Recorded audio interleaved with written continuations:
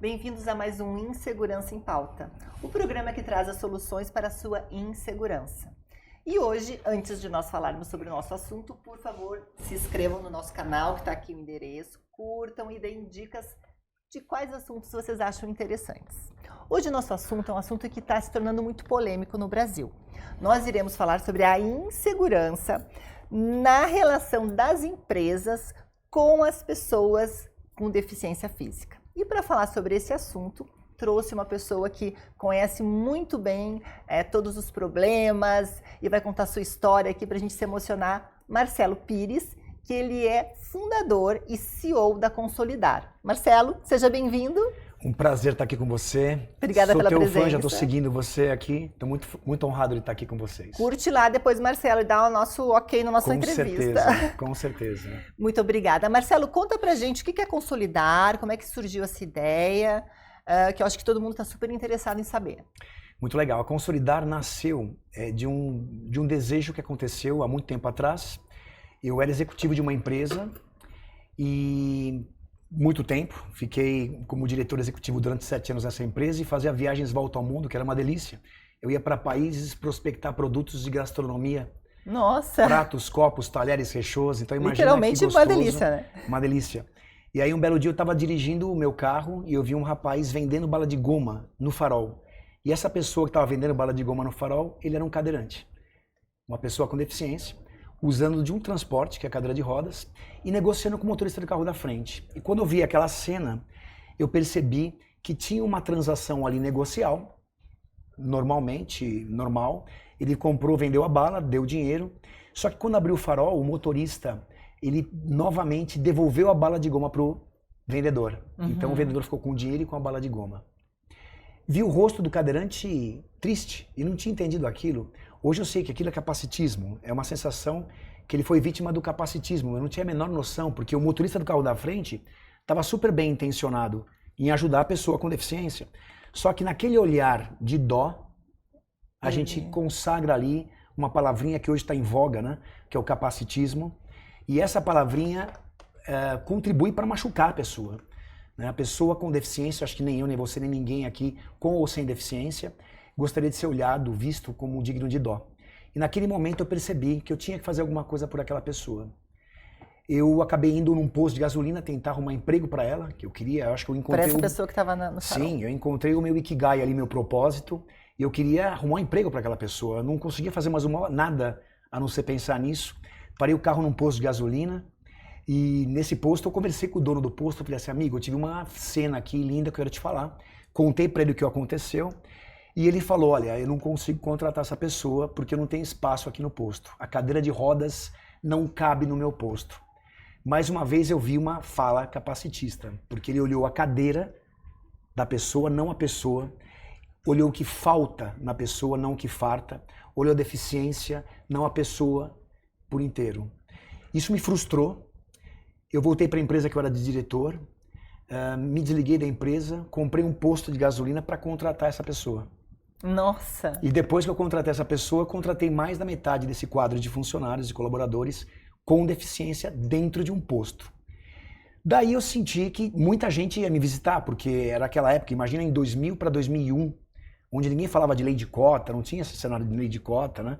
Então eu naquela hora comecei a receber muita visita de executivos e que falavam assim, como é que você consegue ter num lugar que tem insalubridade, por questão da gasolina ser tóxica, né?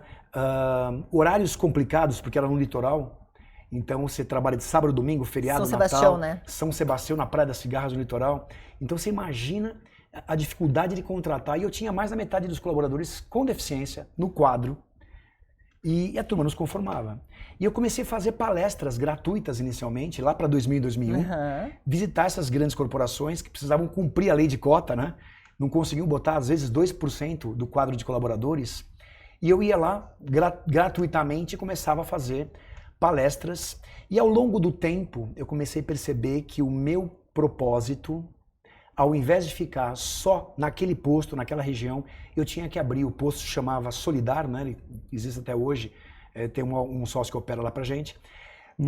E aí nasce a Consolidar, que nasce como uma consultoria solidar, porque eu queria emprestar esse olhar meu de farta, um olhar de ver aquilo que farta nas pessoas, não o que falta nas pessoas, para que elas pudessem trabalhar. Assim como eu contratei o Cláudio, né? Então, a partir daquele momento, lá para 2004 até hoje, eu me dedico a isso. Consolidar é uma empresa que faz toda essa pauta da inclusão da pessoa com deficiência. A gente prepara também as pessoas da empresa para receber o candidato com deficiência. A gente capta, capacita, recruta, engaja, né? E a gente abre também para outras vertentes em todos os pilares da diversidade. Nossa, que Então hoje é o meu propósito em vida, o que eu faço hoje na vida, o tempo todo é isso. Mas conta o finalzinho da história do posto de gasolina, se a gente puder colocar o vídeo, deixar rolando aqui o vídeo, o que aconteceu depois, quando teve aquela inundação, que eu achei super bacana. Foi muito interessante que a gente recentemente agora, né, esse ano ainda, teve uma tempestade que aconteceu. Essa matéria é uma matéria na GNT muito bacana que passou, um pequeno documentário que apareceu lá, e foi destruído, né, agora recentemente. Isso lá em 2004 aconteceu a mesma coisa e todos os meus tanques se encheram de barro. Imagina os tanques cheios de barro. E, bom, mesmo que seja o posto do teu melhor amigo, se você sabe que o tanque dele encheu de barro, você não vai colocar o teu carro, né, novo ou velho, para abastecer lá. Então a gente, assim, perdeu tudo naquele momento. Eu achei que tivesse perdido completamente tudo. Eu era um cara capitalizado, porque eu vim de uma corporação, né, executivo de uma empresa. Coloquei tudo que eu tinha de dinheiro naquela empresa. E de repente eu fiquei devendo milhões, inclusive para a Petrobras, porque a Petrobras me ajudou na época, tentou arrancar a gasolina. Só que hoje, assim, meio ambiente, se arranca a gasolina, ela é um produto contaminado. Então até para você jogar fora, você tem um cuidado extra e custa muito. Então eu fiquei devendo fortuna. Né? E é legal que essa história fazia tempo que eu não contava. Contei na GNT faz um linda. tempo. E nesse momento eu vi que a equipe se voltou. O dia que eu desisti e falei, não dá mais, eu quase liguei para a empresa que eu trabalhava pedir emprego de novo, sabe? Quando você está assim desistindo. E aí a equipe me chamou no canto e falou assim, olha, o pessoal não quer ir embora daqui. Eles falaram que eles esperar a gasolina chegar. Tem uma senhora que veio lá de longe e quer abastecer aqui, porque ela falou que aqui a gente abastece não só nosso carro de combustível. Fala, já me emociono, já fico... Mas a gente abastece a nossa alma de energia. Que né? bacana. Ela falou que o assunto que ela tem na casa, quando vão os amigos dos filhos delas, é sobre esse posto. Então vocês não podem parar. Né? Aquilo me deu uma força, assim, eu abracei aquele time todo. Né? Agora que está emocionado sou eu. Não, mas a história todo, é muito né? bonita. De pessoas com deficiência e pessoas sem deficiência, frentistas, lavadores de carros. Né? Eu costumo dizer, né? Eu tinha o Marquinhos lá, a gente chamava de o CFO, que era o frentista caixa. Né? Então, a gente junto naquele time, super assim, desejoso para dar certo. E foi muito legal que nós tínhamos uma ideia, né? Qual que era a ideia? Ir para a rua com uma placa de cartolina escrito abasteça e ganha um abraço. Porque depois que a gente arrumou, a turma não vinha ainda com medo da gasolina. Então a gente saiu para a rua com placas assim no meio da calçada, abasteça e ganha um abraço.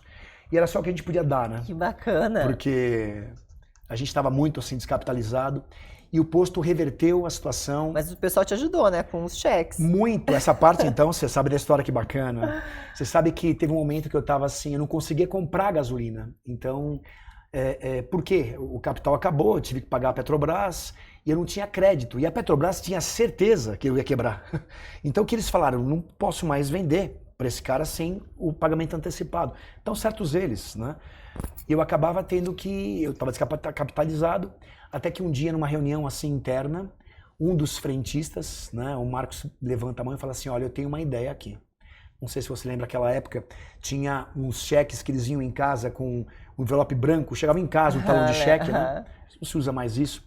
E aí eles falaram assim, ó, tem um talão de cheque, você pega esse talão de cheque, faz os cheques para o banco, compra a gasolina, vende a gasolina e me paga depois. Então, quando aconteceu isso, eu falei, caramba.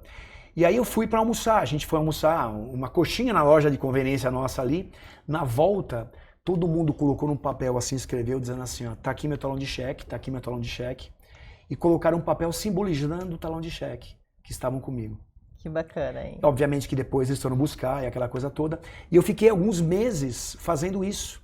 Né? Fazendo dinheiro E a gente, quando a causa é boa, até o gerente do banco estava ajudando. O universo até o gerente do banco né? falava assim, eu sei o que vocês estão fazendo, é um risco altíssimo, mas eu vou apoiar. Né? Então a gente foi levantando capital e a coisa foi acontecendo até que a gente conseguiu voltar. Que linda história. Obrigado, muito Parabéns, legal. Hein? Parabéns a toda a tua equipe. Muito obrigado. E daí o Marcelo abriu a Consolidar e começou a dar palestras e começa a esclarecer alguns problemas que a gente tem, né, Marcelo? Porque a gente, Sim. Me corrige, porque a gente Claro. não deve falar o deficiente físico, a gente deve falar a pessoa com deficiência. Por quê? Olha, você sabe que o tratamento nessa relação da inclusão, porque a inclusão, ela se começa com um processo de comunicação. Quanto melhor a gente se comunicar nas relações, sejam pessoas com deficiência, sejam pessoas relacionadas ao pilar cor-etnia, qualquer outro pilar que você possa falar, quanto mais você souber se relacionar, mais você inclui. E uma das questões que é muita dúvida, né, que as pessoas têm nas empresas que a gente atende, às vezes o pessoal chama de PCD, pessoas especiais, portador de necessidades especiais, deficiente. Então, a falta de habilidade nesse trato faz com que a gente já comece a se distanciar. Você sabe quando você vai fazer uma prova e você já não sabe muito bem o que você estudou? Uhum. Você já fala, vai dar ruim? Então você evita. É a mesma coisa. Então o que a Consolidar faz? Ela educa as empresas a interagir. A forma correta, né, hoje, atual, e tem uma fala que é assim, muito recente, que é o Nada Sobre Nós, Sem Nós, que já está mudando, né? As pessoas com deficiência já estão incorporando um novo formato, que ainda não está validado, mas hoje, atualmente, o correto são pessoas na frente com deficiência. Porque quando você coloca pessoas com deficiência, olha que importância, você coloca pessoas na frente, a deficiência apenas como uma característica. E é muito legal que tem aquela dúvida. Poxa, ele tem um amigo com deficiência e o outro, geralmente o pessoal fala, é normal. Não. Até porque se a gente parar aqui e falar com quem está assistindo a gente de pertinho, ninguém é normal. E a palavra normal, ela vem lá da época das antiguidades, onde começa a fazer uma normatização na relação. Então, é o tamanho específico do cérebro e isso tudo distancia as relações. Então, o que a gente fala? Qual a alternativa de falar? A pessoa com deficiência, a outra é uma pessoa sem deficiência. Se a gente chega nesse nível de característica, né? Porque o ideal qual que é? Chama a pessoa pelo nome. É isso que eu ia te falar. Esse é o ideal. Chama pelo nome, né? Vou te interromper porque ele é ótimo, né? Vou contar uma história. Eu sou de Porto Alegre e a gente participava do CLJ lá em Porto Alegre, católica, igreja católica. Legal. E tinha uma menina linda, maravilhosa, ela se chamava Michele, linda, loira, alta. E a mãe dela tinha tomado aquela talidomida, aquela que, eu sei. Sabe qual é, né? Talidomida, que depois a criança nasce com deficiência. E ela não tinha, assim, o braço, tinha só uma mão super pequenininha. E, bom, todos os garotos, né, inclusive o meu irmão, ficaram atrás dela porque queriam ficar, porque ela era linda. Eu acho que a deficiência está na cabeça de quem vê. E ninguém via que ela não tinha... Engraçado, né? A gente nunca falava, olha, a Michelle, aquela loira bonita, maravilhosa que era. Nunca assei o braço, entendeu? Porque eu acho que as pessoas, elas veem a deficiência do que falta nelas. Você não acha um pouco disso? Existe uma característica física que a gente tem que entender, né? E garantir. Agora, da forma que você coloca é interessante, mas tem uma visão, que eu não diria deficiência em nós, mas eu diria o seguinte, o capacitismo está em nós. E o que é o capacitismo? É a gente olhar a pessoa com deficiência e a gente ver aquilo que está faltando nela. É a gente não perguntar para ela naquilo que ela é capaz de fazer.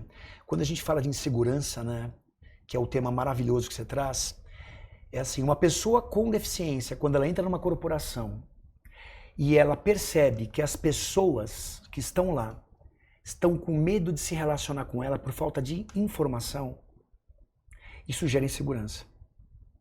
Do mesmo modo que uma empresa que não tem competência, conhecimento e consciência para se relacionar com essas comunicações inclusivas, com essa forma de lidar com isso, elas também se sentem inseguras.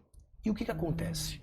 Via de regra, a empresa começa a contratar o primeiro trabalho de entrada. São os salários mais baixos e com uma credibilidade já achando que essa pessoa vai só estar lá por conta de cumprimento de uma cota, que é um equívoco. Porque se a empresa entra por conta de um cumprimento de uma cota, sabe o que acontece? Ela está tendo uma relação que a gente chama de relação objeto. Por que uma relação objeto? Você coisifica a relação. Você reduz a pessoa na deficiência. E como você reduz a pessoa na deficiência, tudo que está na nossa cabeça, na cabeça do gestor, ele olha a pessoa e fala assim, supõe, a pessoa não tem tal parte do corpo. Então, eu acredito que, por conta dela não ter isso, ela vai ser boa naquilo. Já viu aquela fala que falam assim? Nossa, a gente contratou muitas pessoas com deficiência auditiva porque a gente acredita que elas são muito concentradas. Isso é um mito. É um capacitismo. Por quê? Na verdade, às vezes a pessoa com deficiência auditiva, ela pode ser uma pessoa super concentrada ou não. Agora eu vou te contar uma história lá de Porto Alegre também, né? Que quando eu era mais nova, eu tinha uma amiga, tenho até hoje, que ela é surda e muda, né? Porque o pessoal não sabe que quem é surdo automaticamente é mudo, né? É ao contrário. Eu vou explicar pra você já. E pra gente ver, né, como a sociedade te enxerga. Então, assim, eu e ela, tinha minha idade, nós andávamos pra cima e pra baixo, tudo bonitinho, nós pegávamos o ônibus, né? A gente ficava na fila do ônibus e eu ficava falando e conversando, porque eu falo pouco, né? Marcela, eu sou como tu, né? Eu falo pouco. Então, a gente vai bem... Até o pessoal fala, não, até com ela fala, porque eu vou falando e tal, todo com sinais, e o pessoal tava do lado, coitadinha, tão bonitinha e muda. Perfeito. Gente, esse negócio de ser coitadinha, ninguém é coitadinho, Perfeito. né? Isso é um acho tradicional que é isso traço que fere, do capacitismo. né? Isso fere muito. É assim, quando a gente fala a palavra mudo, até para a pessoa com deficiência auditiva, ela não é nem muito bem-vinda. Eu explico por quê. Porque na maioria das vezes elas emitem som. Ela emitia som. Elas emitem som, né? E quando você emite som, você tem as cordas vocais que você trabalha bem. A questão é, algumas pessoas são oralizadas, embora sejam pessoas com deficiência auditiva, elas conseguem ler o lábio e aprenderam a oralizar, a conseguir falar. Algumas pessoas com deficiência auditiva não são oralizadas, e aí a turma chama de muda, mas não é a forma apropriada, e não são, né? Por conta disso. Porque vocalizam. Porque vocaliza. E algumas delas escrevem em português e se comunicam em português. Algumas delas se comunicam em libras. Então, por isso que é importante a gente entender e mergulhar nesse universo da inclusão, porque a pessoa com deficiência auditiva, ela tem várias versões. Tem pessoa que fez a cirurgia, né, do implante coclear, que você faz um implante e que você começa a escutar inicialmente de forma mais sintetizada. Comunidade surda, algumas pessoas da comunidade surda aceitam isso bem, outras não aceitam bem.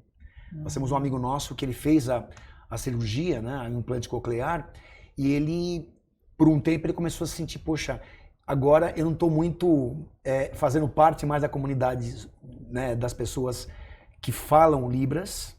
Se sentiu... E também não me sinto muito parte da comunidade dos ouvintes. E olha que legal que a gente estava falando, né?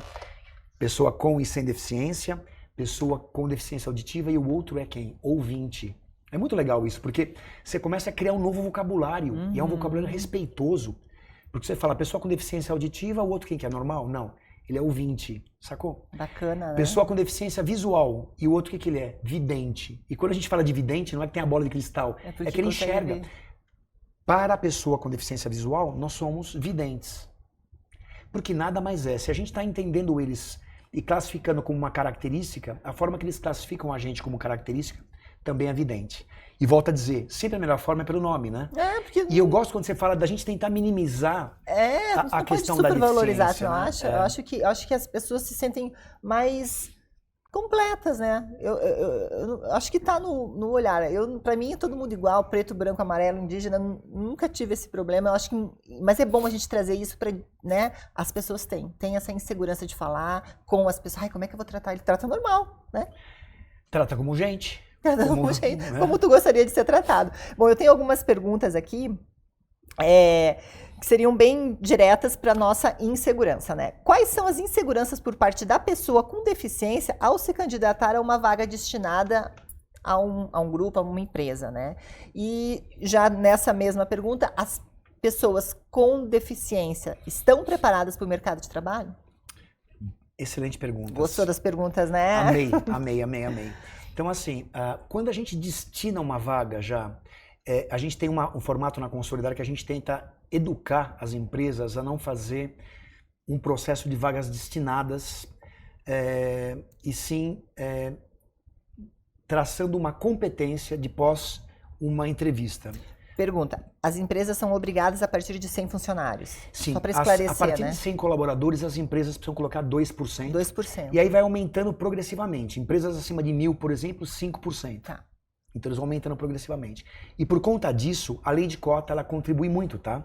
Mas ela também, de certa forma, quando chega no ouvido do empreendedor, ou do empresário, ou do executivo, elas chegam de um jeito aterrorizante. Então, por conta desse terror que tem, a gente chama de porta do medo, né? Uma coisa que a Consolidar criou. Então tem a porta do medo, a porta da estratégia e a porta do propósito. A porta do medo é quando chega essa função da lei de cota, o empresário fala assim, caramba, eu preciso contratar pessoas com deficiência, senão eu vou ser autuado. Essa é a cota do medo. Essa é a porta do medo. E aí, o que ele faz? Ele gera uma insegurança, falando em insegurança, em todo o time de gestores deles, e sai aquela correria. Gente, precisamos contratar uma pessoa com deficiência. Mas ele não está preocupado em contratar uma pessoa para trabalhar numa função devida. Ele está preocupado em contratar quem? A cota que ele precisa preencher. O que falta na pessoa. E quando essa pessoa entra, ela entra com uma relação objeto. Eu já vi assim, tristemente, em algumas empresas, a gente como consultores, a gente vai navegando em várias empresas, as empresas, a pessoa com deficiência andando lá, né? E aí você pergunta para ela, o que você faz aqui? Ah, eu sou a cota PCD. Ainda usa uma sigla, né? Porque ela mesma se sentindo tão minimizada, num sentido que percebe-se que a empresa não tem cultura, ela está reduzida à cota e essa pessoa provavelmente não vai se desenvolver. E partindo da pergunta que você faz, essa é uma grande insegurança de uma pessoa, de um candidato, e aí eu diria com ou sem deficiência, de entrar numa empresa. Obviamente que no caso aqui, a gente falando de pessoas com deficiência, a insegurança dela inicial é essa. Será que a empresa conhece sobre mim? Será que a empresa vai olhar para mim a deficiência e vai falar aquilo que eu devo fazer? Será que a pessoa que vai me entrevistar vai perguntar o que eu gostaria de fazer na empresa e o que eu sou capaz? O que eu tenho de potencial? Qual faculdade eu fui formado ou não? Ou só quer me contratar por contratar. Perfeito. Esse é a maior insegurança. Isso é uma sensação frustrante, né? Eu volto lá na cena do Farol, quando a pessoa está vendendo a bala de goma e ela quer dignidade, ela está vendendo, ela não estava lá pedindo esmola. Ela estava vendendo a bala de goma. E de repente a pessoa, por mais de bem intenção tivesse, viu ela como uma esmoladora. Então essa sensação do capacitismo empregado, eu costumo fazer uma conexão com o capacitismo ligado aos vieses inconscientes, que é um assunto que a gente trata bacana, a gente pode fazer um outro pod sobre isso um dia. Vamos, que nossa, vai ficar bem legal aqui do nosso Insegurança. E você sabe que o capacitismo, ele não deixa de ser um viés inconsciente, porque você não tem consciência sobre o fato de você ser capacitista, né? No caso da pessoa com farol, no caso de outras questões, a pessoa, por mais de boa intenção que ela tenha, ela fere o outro.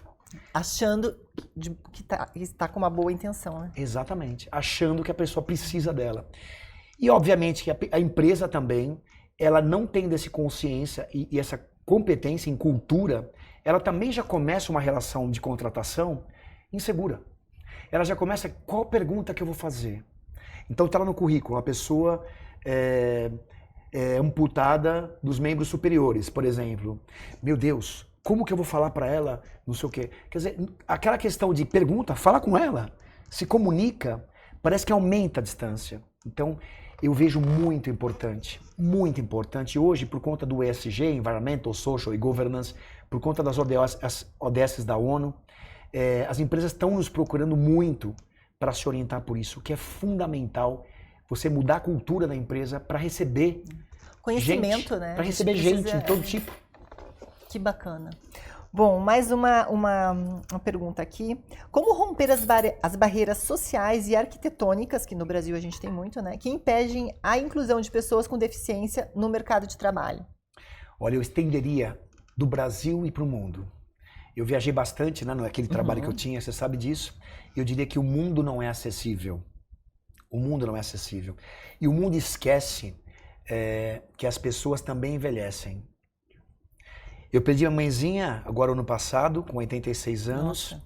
E no último ano dela, ela estava já com aparelho auditivo, ela estava com mobilidade reduzida, andando já com bengala, com acesso com pessoas que tinham que acompanhá-la. A gente esquece que mobilidade e as questões de acessibilidade arquitetônica são fundamentais para todo tipo de gente, com, sem deficiência, jovens, maduros. E é uma cultura que a gente tem que migrar no nosso país e no mundo. A Consolidar vive vendendo essas soluções, né? Provando lá por A mais B o quanto é importante você quebrar essas barreiras arquitetônicas. E a maior barreira arquitetônica que tem, antes da barreira arquitetônica, é a barreira atitudinal. Então, a empresa precisa entender que a atitude dela tem que ser mudada e, simultaneamente, ela tem que criar esse rompimento de barreiras, né, para essa pessoa andar e caminhar na empresa de modo natural. Então, a Consolidar, a pessoa pode te chamar, depois você vai passar o teu contato, Sim, a claro. empresa te chama para te fazer uma consulta, para te fazer uma análise, também fazer palestras para esclarecer para os funcionários. Esse que é o trabalho da Consolidar. A Consolidar, ela faz, inclusive, uma trilha de processo de desenvolvimento para a pessoa caminhar até as questões de selos ESG, né? Então, a gente fala de todos os pilares. A Consolidar acredita, a gente fala muito nas questões de lugar de fala. Então, cada um dos nossos educadores tem uma representatividade de lugar de fala, que é fundamental. Eu sou com um homem branco, sem deficiência, eu tenho um lugar de fala para um homem branco sem deficiência. Eu sou especialista sobre vários assuntos, né? Pessoa com deficiência, coretenia, gênero, etc. Mas eu tenho no nosso time pessoas especialistas que falam de forma amorosa, como a Consolidar prega isso, né? A gente não cria um cenário que segrega. Você vê muitos educadores hoje ainda fazendo um formato muito de uma militância agressiva, onde espanta um pouco as relações. A militância é fundamental, mas ela tem que ser uma militância amorosa, onde você, para falar bem de um, você não precisa estragar a relação com o outro. Então, a Consolidar tem um cuidado, né, desses processos que a gente chama de processos andragógicos, né, que são processos com educação para adulto e com pessoas em seus lugares de fala, para a gente validar, né, isso de forma muito perene. Bacana. É muito legal. Parabéns, Marcelo. Obrigado. Estou aqui encantada. Bom. Mais uma das nossas perguntas é: quais são as dificuldades enfrentadas pelas empresas no cumprimento das cotas? Porque a gente sabe que tem, né? Muitas empresas tentam encontrar pessoas com deficiência e não encontram pessoas capacitadas. Conta um pouquinho dessa história. E você sabe que a gente às vezes volta um pouco na questão da cultura, né? Porque é interessante que, embora a pergunta seja uma pergunta diferente, ela tem uma resposta muito parecida, eu te explico. Porque a dificuldade dessas empresas em prospectar os candidatos com deficiência, nesse caso, é por uma questão de visão. Então, quando elas têm uma visão mais capacitista e elas imaginam que a pessoa com deficiência, ela vai para aquele reducionismo, né? Naquela questão de, olha, eu só posso contratar primeiro emprego porque eu imagino que para atender a lei de cota, imagino que as pessoas com deficiência não sejam capazes, as pessoas com deficiências vão ter dificuldade de andar no meio ambiente, as pessoas com deficiências, né? Então eles têm essa imaginação, ainda com essas crenças, né, que a gente chama de crenças subjacentes, e eles começam a contratar o primeiro emprego. Obviamente que muitas dessas empresas contratando o primeiro emprego de pessoas com deficiências com características muito similares, né, com uma certa acessibilidade, o número de pessoas vai ficar reduzido. Você sabe que a Consolidar ela faz até um incentivo nas contratações. Quando a empresa contrata cargos de executivos mais caros, gestores, diretores, gerentes, CEOs de empresa, a gente dá muito desconto para prospectar pessoas com deficiência, porque tem muita pessoa com deficiência super capacitada e que sequer são procuradas. Porque na hora da mentalização de eu preciso contratar a lei de cota, infelizmente ainda, as empresas nivelam pelo primeiro emprego, nível de capacitação baixo, percebe? Isso é um dos grandes problemas. Por isso que a gente criou esse cenário das 3 portas, né, que eu comecei falando da do medo. A segunda a gente chama de estratégia. Por que estratégia? Porque a empresa começa a pensar, ela fala assim, caramba, Eu vivo no país mais diverso do mundo. Você sabia que o Brasil é o país mais diverso do mundo? Diversidade. Nós temos de tudo aqui. Eu costumo dizer em palestra que é engraçado que eu falo assim, se um extraterrestre viesse para a Terra e quisesse se disfarçar, ele tinha que ser brasileiro. Porque ele ia passar numa alfândega no aeroporto, pode passar que é brasileiro. O brasileiro é o país mais diverso do mundo. E se a gente tem a diversidade e a inclusão conectada dentro da nossa empresa, inserida lá dentro, esse conjunto de pessoas que faz a empresa vão se conectar e vão criar uma representatividade cultural, ética, estética, percebe? Em toda uma relação do nosso país. Então, quanto mais você for diverso, mais você fala com pessoas variadas no teu país. Então, se você vai vender qualquer produto e você tem esse conjunto de pessoas que vivem a diversidade dentro da corporação, é muito mais fácil a comunicação por conta da representatividade. E, obviamente, que a terceira porta, que é a porta que eu quero sempre fazer com que as empresas sejam navegadas a ela, né? Nós levamos empresas para a ONU já. Consolidar em 2018, levou a empresa para receber prêmio na ONU. Nossa. Levamos a Padaria Real de Sorocaba, levamos a Bosch, levamos a Cummins, né, do Chile. Então, por conta desse processo todo, a gente cria a terceira porta, que é a porta do propósito. Que a empresa não conseguir mais fazer nada sem pensar em inclusão. Sem pensar em fazer aquilo na ordem do dia. A inclusão tem que virar pauta dos gestores. Tem que estar na bancada, nas principais reuniões. E quando você faz isso acontecer, a gente chama da pessoa entrou na porta do propósito. Que foi a porta que eu entrei inicialmente, né? Quando eu me toquei naquilo, eu falei assim, não posso fazer mais nada a não ser contratar esse cara para dentro de uma empresa. Se ninguém quer contratar, eu vou abrir uma, né? Nossa, que bacana. Marcelo, a gente vai ter que acabar o programa que o pessoal aqui está querendo, vai ter que voltar de novo. Muito obrigada. Tu quer falar mais alguma coisa? Tu vai deixar para o próximo programa? Eu quero só agradecer você e dizer que a pauta da inclusão e da diversidade é fundamental nesse universo. A gente precisa cuidar disso. Contatos para as pessoas entrarem em contato. Pode entrar em contato pelo WhatsApp da Consolidar, que alguém vai te atender com muito carinho, é o 011 99 624 4448, ou no site da Consolidar, Somos Consolidar, né? E aparece lá o .com.br tranquilo. Marcelo, muito obrigado pela presença. E esse foi mais um Insegurança em Pauta, o programa que traz as soluções para a sua insegurança, e hoje falando sobre a insegurança com as empresas em relação às pessoas com deficiência física. Muito obrigada, Marcelo. Gratidão. Muito obrigado.